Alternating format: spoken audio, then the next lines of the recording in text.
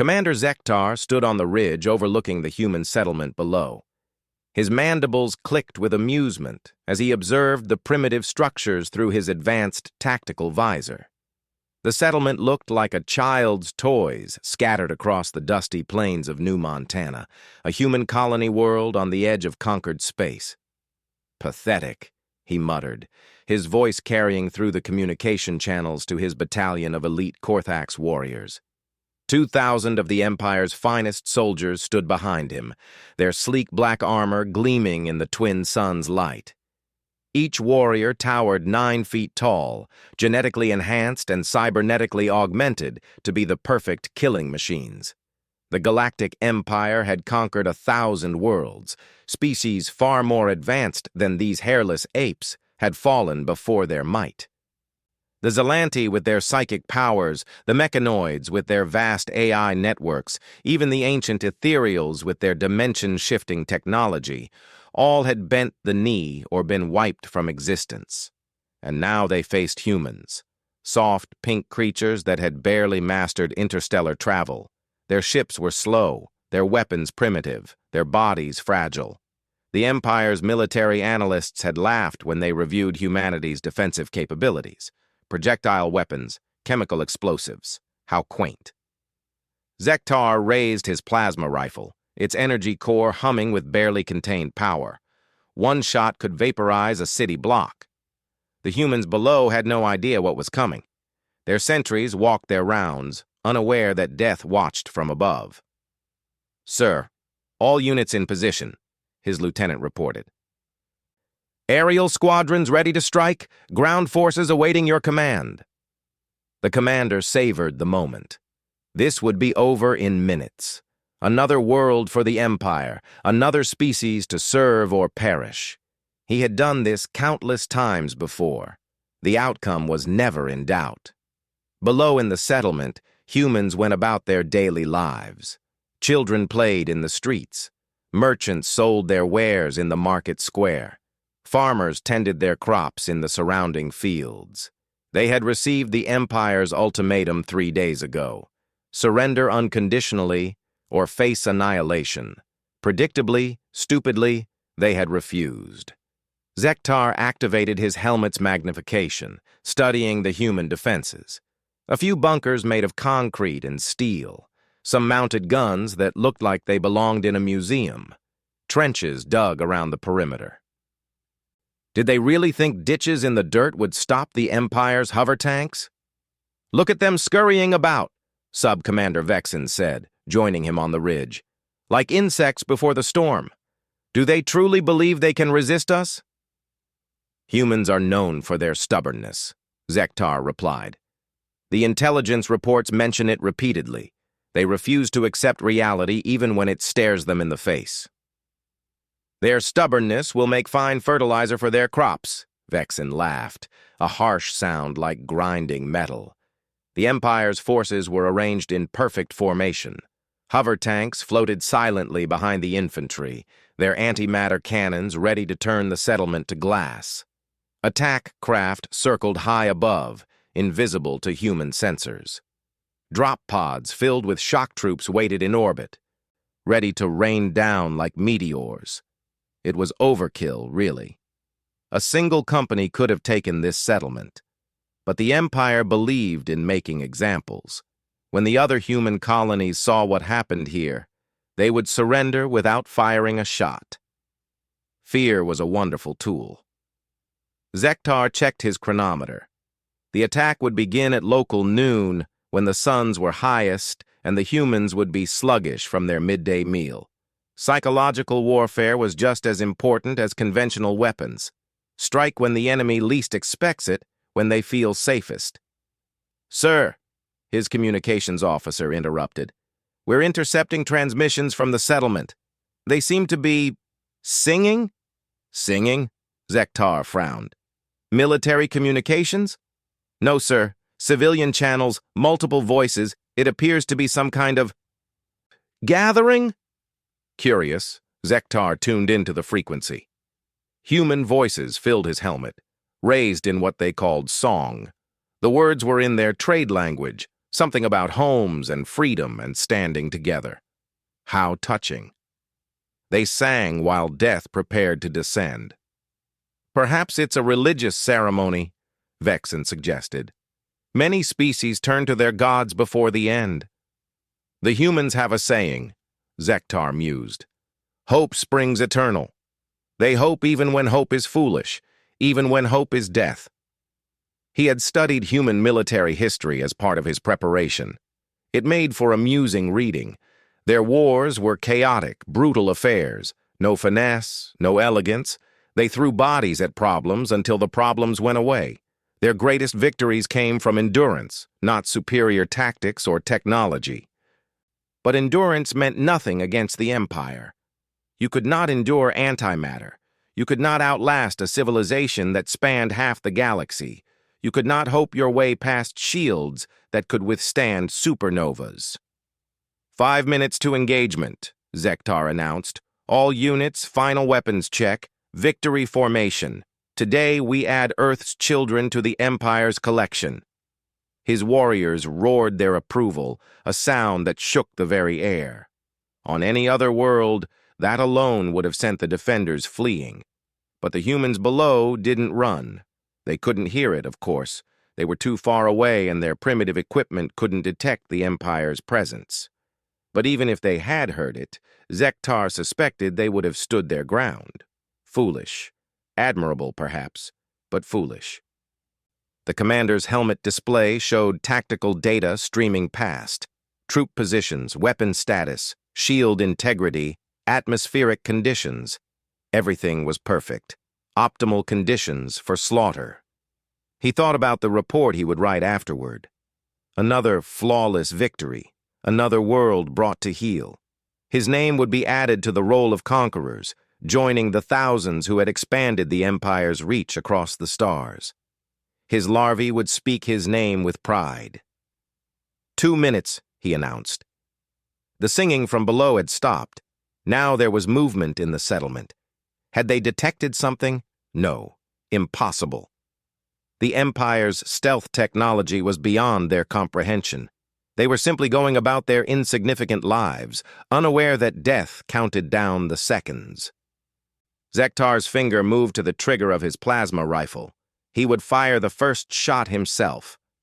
It was tradition. The commanding officer drew first blood, claimed first victory. He had already selected his target, what looked like a communication tower in the center of the settlement. Destroy their ability to call for help, though no help could arrive in time anyway. 1 minute. Glory to the Empire! Glory to the Empire! 2,000 voices responded. The suns beat down mercilessly. Inside his powered armor, Zektar felt nothing but comfortable coolness. The humans below sweated in their primitive clothing. Another advantage among thousands. How did they ever think they could stand against such superiority? 30 seconds. Weapons hot. The hum of charging weapons filled the air. Plasma rifles, particle beams, graviton projectors, enough firepower to crack a moon. All aimed at a settlement of perhaps 10,000 souls. There would be no survivors. The Empire's mercy extended only to those who submitted before the fighting began. 10 seconds. Zektar centered his crosshairs on the communication tower. His finger tightened on the trigger. Around him, 2,000 warriors did the same, selecting targets, preparing to unleash hell. 5, 4, 3, 2, 1. The commander pulled the trigger, and that's when everything went wrong. The plasma bolt erupted from his rifle as expected, a brilliant lance of superheated energy that should have crossed the distance in a microsecond and vaporized the tower. Instead, it traveled perhaps 50 meters before something impossible happened. The bolt curved. Like water hitting an invisible wall, the plasma bent at an unnatural angle, arcing back toward the ridge. Zektar had just enough time to register surprise before his own shot struck the warrior beside him, boring through shields and armor like they were made of paper. All along the ridge, the same thing happened. 2,000 shots fired, 2,000 shots reversed. The air filled with screaming energy as the Empire's own weapons turned traitor. Warriors fell by the dozens, cut down by their own fire. "What in the Void's name?" Vexen began. He never finished. A plasma bolt meant for a human barn took his head off at the shoulders. Zektar dove for cover, his mind racing. Shields! It had to be some kind of reflective shielding. But the humans didn't have that technology. The intelligence reports were clear. They could barely manage basic energy barriers, nothing that could redirect. His thoughts were interrupted by a sound he had never heard before. Laughter, coming from his communication system. Human laughter. "Hello up there," a cheerful human voice said in accented Galactic standard. "Beautiful day for a misunderstanding, isn't it?" "Who is this?" Zektar snarled, trying to rally his forces. Warriors were taking cover, confusion spreading through the ranks. "How are you on our secure channels?" "Oh, those aren't as secure as you think." "Nothing is, really. By the way, you might want to tell your boys to stop shooting. It's not going to go well for them." As if to emphasize the point, a squad of warriors opened fire with their heavy weapons. The results were the same, but worse. Antimatter beams twisted in impossible spirals, following paths that physics said couldn't exist. One beam made 3 right-angle turns before striking a hover tank, which exploded in a brilliant fireball. "Cease fire! All units cease fire!" Zektar screamed. The shooting stopped, but the damage was done. Nearly a quarter of his force was down, killed or wounded by their own weapons. The ridge that had seemed such a perfect vantage point now felt like a trap. "Better," the human voice said. "Now then, Commander Zektar. Yes, we know who you are. Perhaps we should talk about that ultimatum you sent us." "You dare!" Zektar began, then stopped. His helmet display was flashing warnings. Temperature spike detected. Massive temperature spike. He looked down at his helmet. The internal temperature reading was climbing rapidly. 50 degrees, 75, 100. The suit's cooling system kicked in, but couldn't keep pace. All around him, warriors were experiencing the same thing. They clawed at their helmets as the temperature continued to rise. 150 degrees, 200. The advanced polymers and ceramics that could withstand direct hits from plasma weapons were cooking from the inside out. "You see," the human continued conversationally, "when you sent that ultimatum, you made a classic mistake. You assumed we were just another minor colony cut off from Earth, working with outdated equipment. But New Montana isn't just any colony. It's a research station, a very special research station." 250 degrees. Warriors were screaming now, desperate to remove helmets that were fused to their armor. Zektar's own helmet felt like a furnace. His enhanced physiology could handle extreme temperatures. But this was beyond extreme. "We've been working on some interesting projects out here. Quantum field manipulation, localized reality distortion, the kind of thing that makes your fancy shields and armor about as useful as tissue paper." 300 degrees. The smell of burning flesh filled Zektar's nostrils, his own. He grabbed his helmet with both hands, pulling with all his augmented strength. The helmet creaked, but held. It was designed not to come off in battle, a safety feature that was now a death sentence. "The thing about you Empire types," the human said, his voice maddeningly calm as warriors died around their commander, "is you always assume bigger is better. More ships, more guns, more soldiers. But sometimes the smallest thing can make the biggest difference. Like the molecular bonds in your helmet materials. Tiny things. Easy to excite if you know the frequency." 350 degrees. Zektar fell to his knees. Around him, warriors writhed on the ground. Some had drawn combat knives, trying to cut through their own armor. Others fired their weapons point blank at their helmets in desperate attempts to break free. Then came the sound that would haunt the survivors forever. A series of sharp cracks, like thunder but smaller, more intimate. The sound of superheated helmet materials reaching their breaking point. Pop, pop, pop. Like firecrackers on a holiday, helmets began to explode. Not massive detonations, just sudden releases of pressure as the materials gave way. Shards of armor scattered like deadly snow. Warriors who had survived battles across 100 worlds died to their own protective equipment. Zektar's helmet held longer than most. His was commander grade, the finest the Empire could produce. It didn't matter. Physics was physics, and the humans had found a frequency that turned the Empire's greatest strength into its greatest weakness. He had one last thought before his helmet finally gave way. The Empire had laughed at these primitives. The explosion, when it came, was almost gentle. A soft crack, a moment of searing heat, and then nothing. Commander Zektar, victor of the siege of Kelax Prime, conqueror of the hegemony worlds, fell forward onto alien soil he had meant to claim. All along the ridge, the same scene played out. 2,000 of the Empire's finest, reduced to scattered bodies in scorched armor. Their weapons lay unfired beside them, their vehicles sat empty and waiting. An entire invasion force, destroyed without a single human casualty. Down in the settlement, the humans emerged from their shelters. They looked up at the ridge where death had come to die. Some shook their heads sadly. Others simply went back to their daily routines. There would be time to clean up later. The cheerful voice spoke one last time over the Empire's communication system, though few remained alive to hear it. "Welcome to New Montana. Enjoy your stay." Admiral Kreshva stared at the tactical display in disbelief. 2,000 elite warriors gone.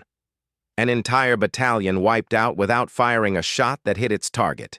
The pride of the 7th Assault Fleet, reduced to cooling corpses on an insignificant ridge on a backwater planet.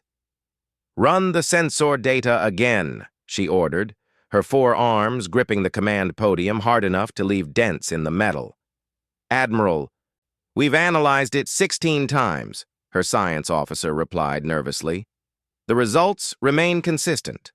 Some form of directed energy field that specifically targeted the molecular structure of our helmet materials.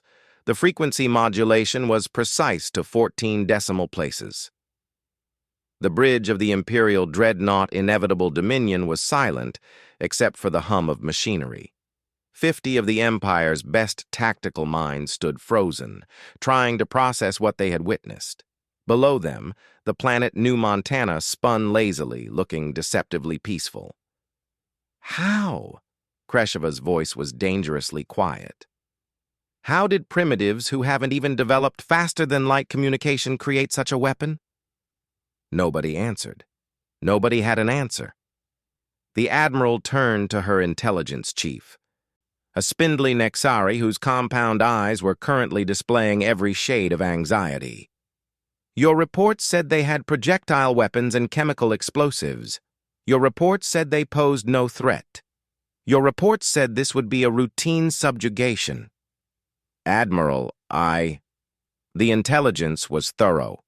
We monitored their communications for cycles. We analyzed their industrial output. They showed no signs of advanced weapons research." "Then explain the graveyard on that ridge." The intelligence chief cowered, but had no response. How could he explain what defied explanation? Kresheva turned back to the display. The human settlement continued its normal activities. Thermal scans showed humans moving about, working, living, as if they hadn't just destroyed one of the Empire's most decorated battalions. The sheer normalcy of it was somehow more terrifying than any show of force. "Admiral," the communications officer spoke up hesitantly, "we're receiving a transmission from the surface." "Audio only?" "No, Admiral. Full video feed. They're using our own communication protocols." Another impossibility. The Empire's communication systems were quantum encrypted, the codes updated every microsecond. Breaking them would require computational power beyond anything the humans possessed. Yet there it was, a crystal-clear signal coming from the primitive settlement below. "Put it through," Kreshva ordered. The main view screen shimmered and revealed a human face. middle-aged by their standards, with gray creeping into dark hair and lines around bright, intelligent eyes. He wore simple clothing, no uniform or insignia of rank. He could have been any colonist on any human world, but his smile held secrets. "Admiral Kreshva," the human said pleasantly, pronouncing her name perfectly despite the challenging consonant clusters. "I'm Dr. Marcus Chen, Chief Administrator of New Montana Research Station. I believe we need to talk." "You will explain what happened to our forces," Kreshva demanded. "You will explain how you possess weapons that violate known physics.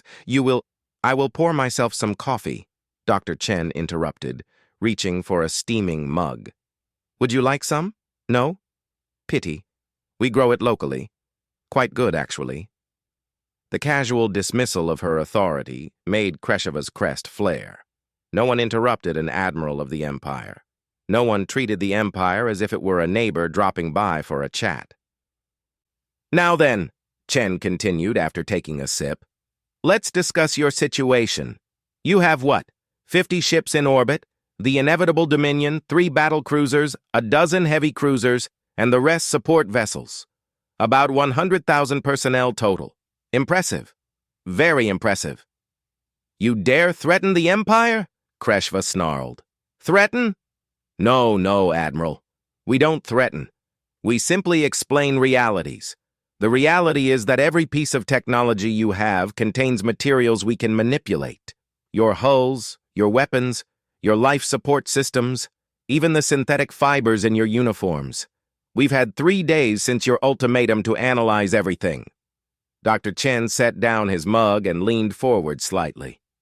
"Did you know that the quantum resonance frequency of your hull plating is remarkably similar to that of your helmet materials? Just requires a bit more power to excite. We've done the calculations. At current orbital distance, we'd need about, 12 minutes to heat your hulls to critical failure." "Impossible. Our shields pass right through certain quantum frequencies, like light through glass. Your scientists know this, of course. It's right there in equation 47b of your own shield theory. You just never thought anyone would find the specific frequency. Took us about 6 hours." Around the bridge, officers exchanged frightened glances.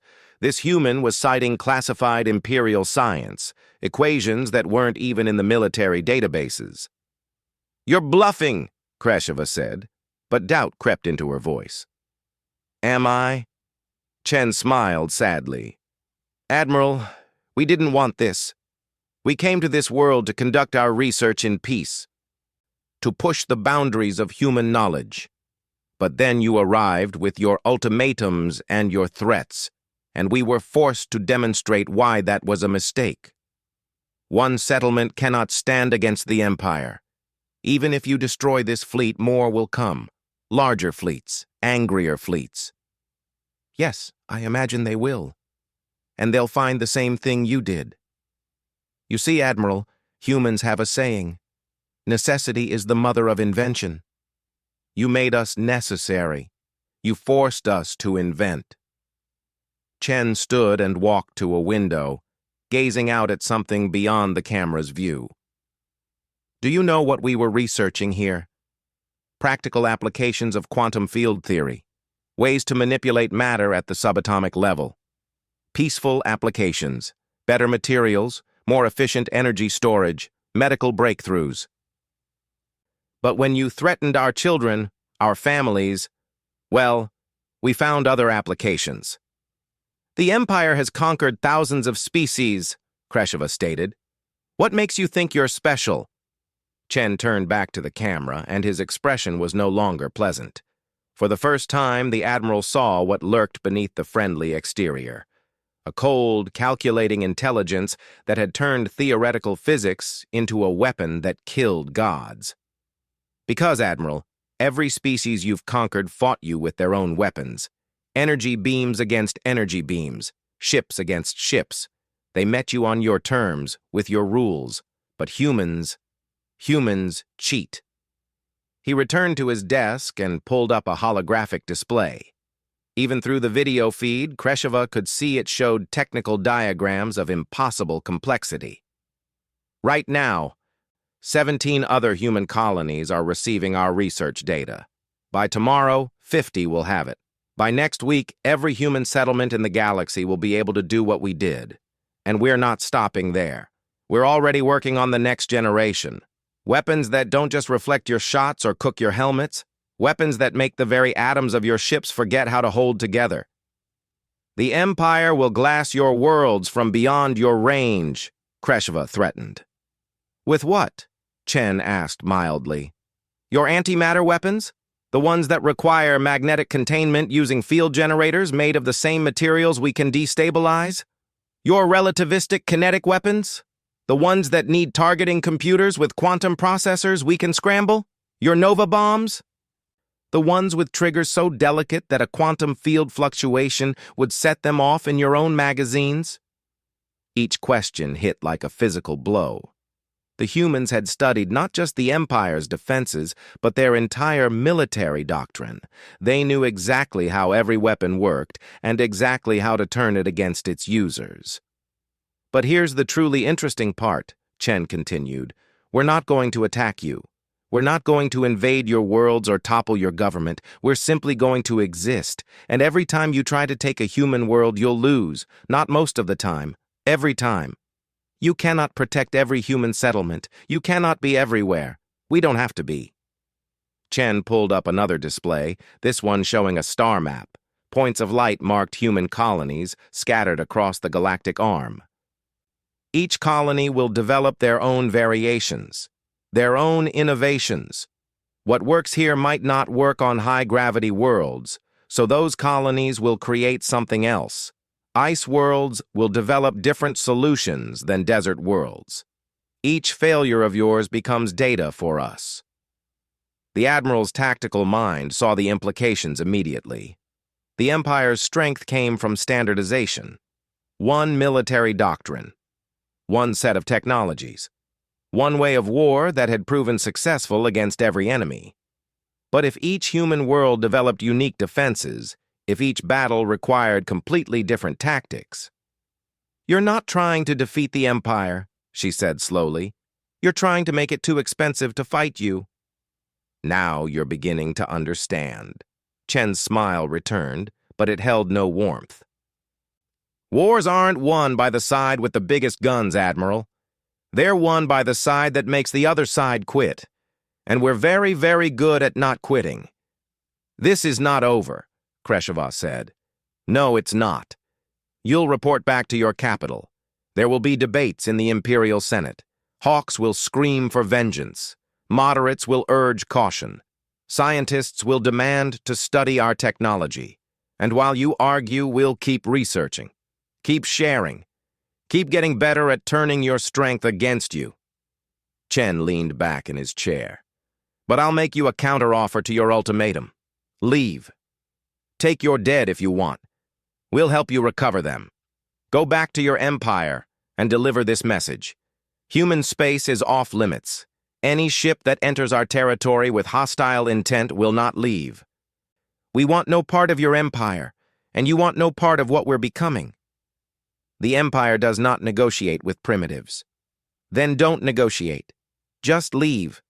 And if you come back, bring helmets that can withstand 500 degrees. We've already figured out how to make them hit 750.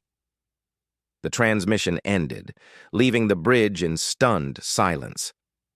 Admiral Kresheva stood motionless, processing what she had heard.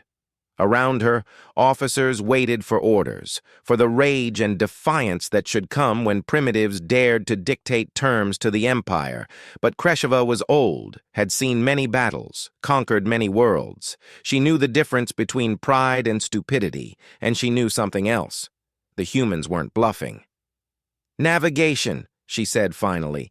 Plot a course back to Imperial Center. Best speed. Admiral? Her second-in-command stepped forward. We're leaving? We're leaving. She turned to face her bridge crew. And when we arrive, I'll be recommending that human space be quarantined, permanently. But Admiral, the Empire has never retreated. never abandoned a conquest. The Empire has never faced an enemy that turns our every strength into a weakness." She gestured at the tactical display, still showing the ridge of death. 2,000 warriors killed by their own armor. What happens when they figure out how to do the same to ship hulls, to engine cores, to the very air we breathe? Nobody answered. The question hung in the recycled atmosphere like a toxic cloud. As the fleet began to move, pulling away from New Montana's gravity well, sensor officers noticed something else. Other human colonies were broadcasting on open channels, not military communications but simple messages, songs, poetry, children laughing, the sound of normal life continuing despite the armada that had come to destroy them. And underneath it all, on a frequency that shouldn't have been audible to Empire equipment but somehow was, a repeated message in perfect galactic standard. Humanity stands together. Come in peace or stay away. This is not a warning. This is a promise. The inevitable Dominion accelerated toward the hyperlimit, its escorts falling into formation around it. 50 ships that could crack worlds fleeing from a single settlement that had done nothing but defend itself. In the cargo bays, maintenance crews worked to prepare stasis chambers for 2,000 bodies that would return home as a warning rather than as conquerors. On the bridge, Admiral Kresheva composed her report.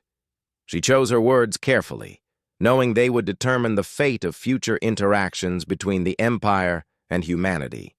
She wrote of weapons that defied understanding, of humans who smiled while they killed, of colonies that shared devastating knowledge as casually as recipes. But mostly, she wrote about the laughter. The human administrator's calm amusement as he explained how easily he could destroy them all. The children playing in the settlement while invaders died above them. The cheerful voice that had welcomed them to New Montana over the screams of dying warriors. The Empire understood strength. It understood brutality, conquest, subjugation. It had built a civilization on the principle that might makes right, that the strong take what they want from the weak. It did not understand enemies who turned that strength against itself. It did not understand defenders who won without attacking. Most of all, it did not understand humans who treated the destruction of the Empire's finest warriors as a minor interruption to their day. As New Montana shrank in the rear sensors, Admiral Kresheva allowed herself one moment of pure honesty. She was afraid, not of human weapons or technology, but of the human mind that could conceive such things, of the human spirit that could face annihilation with coffee and conversation. The Empire had laughed at humanity from that ridge, but in the end, it was the humans who were laughing. And that laughter would echo through the Imperial halls long after the last body was returned home. The quarantine recommendation would pass the Imperial Senate by a narrow margin. Some would call it cowardice. Others would call it wisdom. But those who had been there, who had seen helmets explode like glass and heard human children singing while death rained down, knew what it really was: survival. Because the alternative was to keep testing beings who had turned defense into an art form, who shared apocalyptic knowledge like gossip, who met invasion with innovation. The alternative was to discover what else lurked in human minds, what other impossibilities they could make real when threatened. The Empire had conquered 1,000 worlds. It would not conquer humanity, not because it couldn't, but because the cost of trying might be the Empire itself. Sometimes the greatest victory is knowing when not to fight. The fleet jumped to hyperspace, leaving human space behind. On New Montana, Dr. Marcus Chen finished his coffee and returned to his research. There was still so much to discover, so much to learn, and if the Empire ever forgot this lesson, humanity would be ready to teach it again. 10 years had passed since the incident at New Montana. 10 years since the galaxy learned that humans were not what they seemed. In the grand halls of the Imperial Senate, Debates still raged about what to do with the quarantine zone that had grown like a cancer across star charts. Senator Veltor of the Korthax delegation stood before the assembled representatives of 100 species. His ceremonial armor gleamed under the bioluminescent ceiling, but those who looked closely could see his hands tremble slightly. He had lost a brother on that ridge. "Honored colleagues," he began, his voice carrying across the vast chamber. "We gather once again to discuss the human question. For 10 cycles, we have maintained the quarantine. For 10 cycles, we have watched and waited. And for 10 cycles, they have grown stronger." Murmurs rippled through the assembly. Everyone knew the reports. Human colonies spreading like wildfire. New worlds claimed, new settlements established. And everywhere they went, that same terrifying ingenuity followed. "The latest intelligence suggests they have developed something they call the Butterfly Protocol," Veltor continued. "Our spies report it can alter the gravitational constant in localized space. Do you understand what this means? They could turn our own mass against us, make our dreadnoughts collapse into themselves like dying stars." "Fear-mongering!" shouted a representative from the Zalanti delegation. "The humans have shown no aggression beyond defending themselves. They trade freely with neutral powers. They've even provided humanitarian aid after natural disasters. These are not the actions of enemies." "No," Veltor agreed. "These are the actions of predators who don't need to hunt. They grow fat and comfortable knowing we dare not touch them. But what happens when they decide they want more than their corner of space?" The debate was an old one, worn smooth by repetition. But today was different. Today there was a new voice in the chamber. Ambassador Sarah Martinez stood slowly, waiting for the recognition of the speaker. She was the first human ever to address the Imperial Senate, invited as part of a neutral diplomatic mission brokered by the Ethereals. Small by galactic standards, unaugmented, wearing a simple gray suit instead of elaborate ceremonial dress. She looked utterly unremarkable. That terrified them more than any weapon. "Distinguished senators," Martinez began, her voice calm and carrying without amplification. "I thank you for this opportunity to address your concerns directly. Humanity comes before you not as supplicants or conquerors, but as neighbors. Neighbors who can melt our ships with a thought," someone called out. Martinez smiled slightly. "Neighbors who choose not to. That distinction matters, doesn't it? For 10 years, we've had the ability to strike at your worlds. For 10 years, we've stayed home instead. Why do you think that is?" "Because you fear our numbers," Veltor suggested. "You know that despite your tricks, the Empire's full might would crush you eventually." "No, Senator. We stay home because we're busy. Do you know what we've been doing for these 10 years? Not building warships or training soldiers. We've been curing diseases, terraforming dead worlds, pushing the boundaries of science and art and philosophy. We've been living." She touched her tablet, and holographic images appeared above the Senate floor. Cities of impossible beauty, gardens floating in space, children of a dozen human ethnicities playing in parks that shouldn't exist on airless moons. This is New Sahara, founded 3 years ago on what was considered an uninhabitable rock. Temperature variations of 400 degrees between day and night. No atmosphere, no water. Everyone said it couldn't be done. Now look at it. The image showed a thriving metropolis under a shimming dome, its streets lined with trees, its lakes reflecting an artificial sky. How? The question came from multiple voices. The same quantum field manipulation that stopped your weapons. Turn to peaceful purposes. We can create microclimates, lock atmosphere in place without physical domes, even generate localized gravity fields. The technology that saved New Montana is now saving lives across human space. You weaponized peace, Veltor said slowly, understanding dawning in his voice. We defended ourselves, Martinez corrected, and then we asked, what else can this do? Every human colony asks that question. What else? What more? What next? That's why we're spreading so fast. Not conquest, curiosity. An elderly mechanoid representative activated his speakers. But surely you must see the threat you represent. Your very existence destabilizes everything the Empire has built. Other species are beginning to question why they should bow to our authority when humans stand free. And that terrifies you more than our weapons, doesn't it? Martinez stepped forward, moving closer to the heart of the chamber. The idea that others might say no and make it stick, that your empire of fear might crumble not under attack but under example. You speak of things you don't understand, the mechanoid insisted. The Empire maintains order.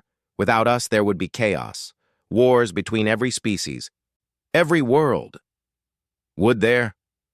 Or would there be what we have? Communities choosing cooperation over conquest.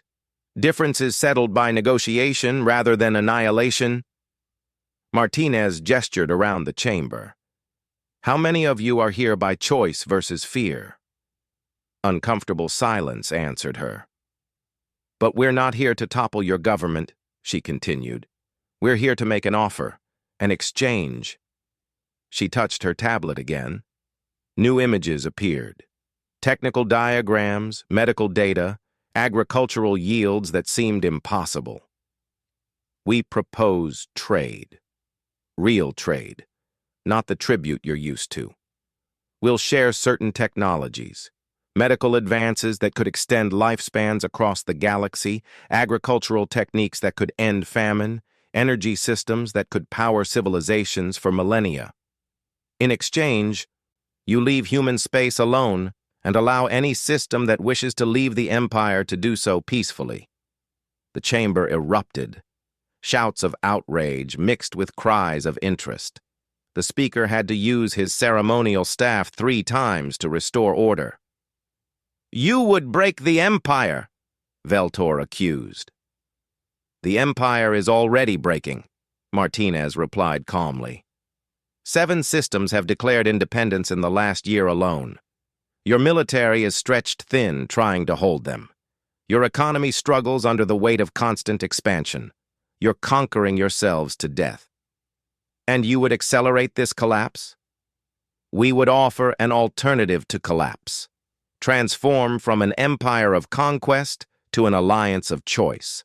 Those who benefit from the current system can maintain it among themselves. Those who want something different can leave peacefully. No wars, no genocide, just evolution. And if we refuse? This from the Imperial Chancellor himself, silent until now. Martinez's expression grew serious. Then nothing changes. The quarantine remains. You continue to weaken, trying to hold your empire together by force. We continue to grow and develop technologies you can't imagine.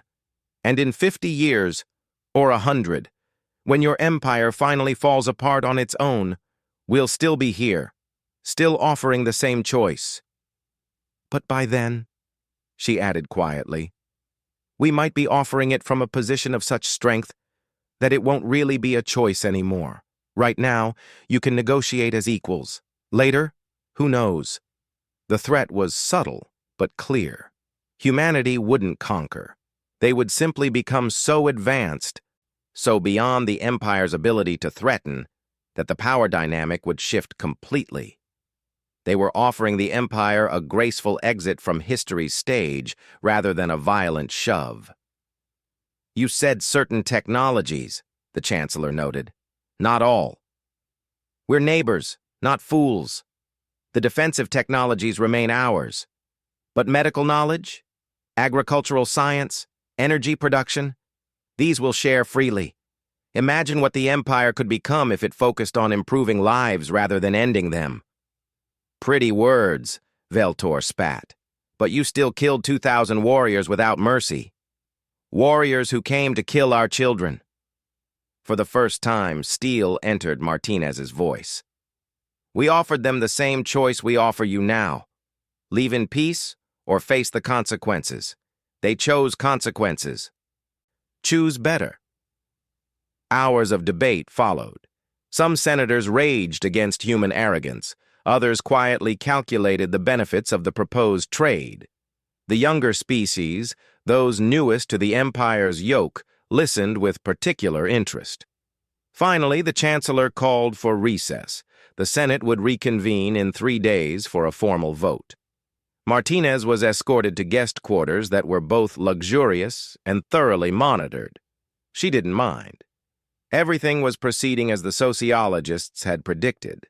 In her room, she activated a quantum communicator, another impossible device that worked on principles the Empire couldn't detect.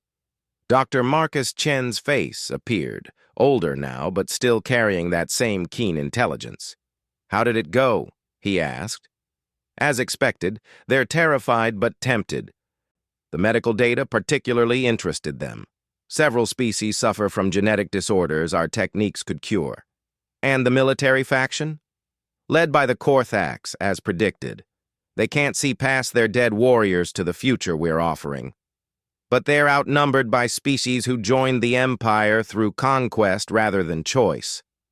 Chen nodded thoughtfully. The ethereals made contact yesterday. They're interested in the dimensional phase technology. Apparently, they've been trying to crack that problem for centuries. Will you share it? Partially. Enough to prove we can do what we claim, not enough for them to replicate it. We need to maintain some advantages. Martinez poured herself water from a crystal decanter that probably cost more than a colony ship. Marcus, do you think we're doing the right thing? Destroying an empire that stood for millennia? We're not destroying it, Sarah. We're giving it a choice, evolve or become irrelevant. Every empire in history faced the same decision eventually. Most chose to fight the future and lost. We're offering them a chance to choose differently. And if they don't? Chen's smile was sad but determined. Then we continue as we have, growing, learning, developing. And when their empire finally falls, we'll be there to help pick up the pieces. Either way, the galaxy changes. The only question is how much pain comes with that change. After ending the call, Martinez stood at her window, looking out at the imperial capital. Towering spires reached toward the stars, monuments to conquest and control. But between them, she could see markets where different species mingled. Parks where children played regardless of their origins, small pockets of what the galaxy could become. The vote came 3 days later. It was closer than anyone had predicted. 517 for the trade agreement, 483 against. Not a mandate for change, but enough to begin. The implementation would take years. Some systems would leave the Empire immediately, others would negotiate for decades. The military faction would scheme and plot, trying to find ways around human defenses.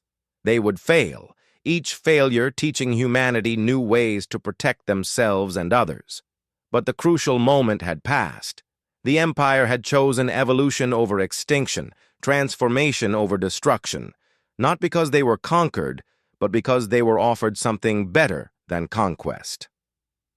In her final report to Earth, Ambassador Martinez would write, "The Galactic Empire laughed at us from that ridge, seeing only primitives to be crushed. They stopped laughing when their helmets exploded like glass. But the real victory came when they started listening instead. When they realized that humans don't conquer, we catalyze. We don't destroy, we transform. And in the end, that's far more powerful than any weapon." The quarantine zones became trade zones. Human technology flowed out, carefully controlled but genuinely beneficial. Alien knowledge flowed in, expanding human understanding in unexpected directions. Former imperial worlds experimented with democracy, socialism, anarchist collectives, and forms of government that had no human names. The galaxy became messy, complicated, alive with possibility rather than frozen in fear. Conflicts arose but were settled through negotiation more often than not. The habit of solving disagreements without extinction, once started, proved surprisingly addictive. And through it all, humanity continued to grow and learn and share, not as conquerors or rulers, but as the neighbors who had said no to empire and made it stick. The ones who had turned defense into transformation, who had faced the strongest military in the galaxy and won by refusing to fight on their terms. Some called it the Human Revolution. Others called it the Great Evolution. Historians would debate for centuries what to name the moment when one species' refusal to submit changed the course of galactic civilization. But on New Montana, where it all began, they simply called it Tuesday. Because for humans, impossible was just another word for interesting. And there was always something interesting to discover tomorrow. The ridge where 2,000 warriors had died became a memorial, not to victory, but to necessity. A reminder that sometimes the greatest strength is knowing when to fight and when to offer something better. The inscription, in 100 languages, read simply, "Here began the future, not with conquest, but with choice. May all who visit remember, there is always another way." And in the research stations and colonies across human space, scientists and philosophers and dreamers continued their work. Because the galaxy was vast and full of wonders, and humanity had only just begun to explore what was possible. The Empire had laughed from the ridge until their helmets exploded like glass. But in the end, it was humanity's vision that shattered the old ways more thoroughly than any weapon ever could. And in that shattering, 1,000 new possibilities were born.